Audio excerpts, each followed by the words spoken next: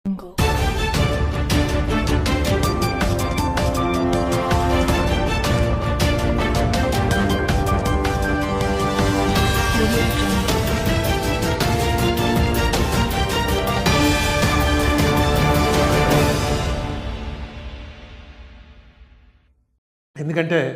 వాళ్ళ ఐడియాలజీ తగ్గట్టుగానే వాళ్ళు చేస్తారు. కానీ వాళ్ళ ఐడియాలజీలో ఏవైతే పాయింట్లు వాళ్ళు చెప్తున్నారో ఆ పాయింట్లతోటి డిఫర్ అయినటువంటి వాళ్ళు కనుక వాళ్ళకు ఓట్లేస్తే మీరు బ్రిటిష్ వాళ్ళతోటి లేకపోతే మొహమ్మద్ గజనీతోటి కలిసిపోయినటువంటి వాళ్ళని ఏ రకంగా అయితే ఇప్పటికి కూడా మన చరిత్రలో చాలా ద్రోహుల కింద చూస్తున్నామో రేపొద్దున మిమ్మల్ని కూడా అలాగే చూస్తారు. ఈవేళ ఇంత క్రూషియల్ ఎలక్షన్స్లో ఆంధ్రప్రదేశ్ నుంచి సుదర్శన్ రెడ్డి గారు నిలబడుతున్నారు. నిలబెట్టుతున్నటువంటి మనిషి ఏ పార్టీకి చెందినవాడు? ఆ సోషలిస్ట్ భావాలు ఉన్నటువంటి వాడు, సెక్యులర్ భావాలు ఉన్నటువంటి వాడు. ఆయనతో నాకు స్వల్ప పరిచయం. ఈ మధ్య కాలంలోనే 2-3 మీటింగుల్లో కలిసి పాల్గొన్నాం.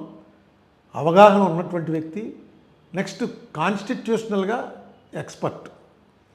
ఎందుకంటే సుప్రీంకోర్టు జడ్జిగా రిటైర్ అయ్యారు. Constitutional expert. కాన్స్టిట్యూషన్ అనేది ఫింగర్ టిప్స్ మీద చెప్పగలిగినటువంటి సమర్థత ఉన్నటువంటి వ్యక్తి. ఈవేళ ఆయన్ని కూటమికి వ్యతిరేకమైనటువంటి అభ్యర్థిగా నిలబెట్టారు. ఇప్పుడు మన స్టేట్లో ఉన్నటువంటి అందరు ఎంపీలు కూడా ఆయనకు ఓటేయడానికి ఎలాంటి అభ్యంతరం ఉండదు.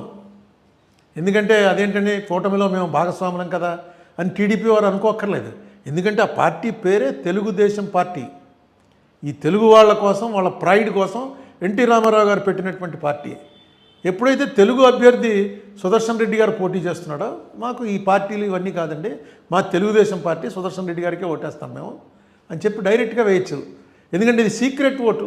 ఒకవేళ డైరెక్ట్గా వేయటం ఇష్టం లేకపోతే మీరు పార్టీలో నిర్ణయం తీసుకుని ఎవరికి ఓటేశారో ఏం తెలియదు. దీంట్లో విప్పులు ఉండవు. పార్టీ విప్పుకు వ్యతిరేకంగా ఓటేశారని విప్పు ఉండదు. అంతేకాదు ఎవరికి వేశారో కూడా తెలియదు.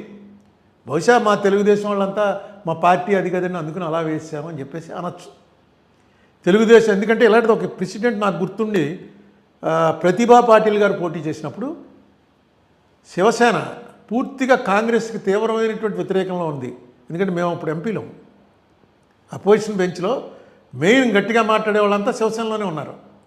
వాళ్ళు కాంగ్రెస్ క్యాండిడేట్ని పెడితే ప్రతిభా పాటిల్ గారిని, అదే యూపీఏ క్యాండిడేట్ని, వాళ్ళు ఓటేస్తాం డైరెక్ట్గా చెప్పారు. ఏంటంటే మాది మహారాష్ట్ర, ఆవిడది మహారాష్ట్ర, మా మహారాష్ట్ర ప్రైడ్ కోసమే శివసేన వచ్చింది, అందుకని మేము డైరెక్ట్గా వేస్తున్నామని if I remembrance is correct వాళ్ళు వేశారు. అలాగా ఇలాంటివి చాలా ఉన్నాయి ప్రెసిడెంట్లు.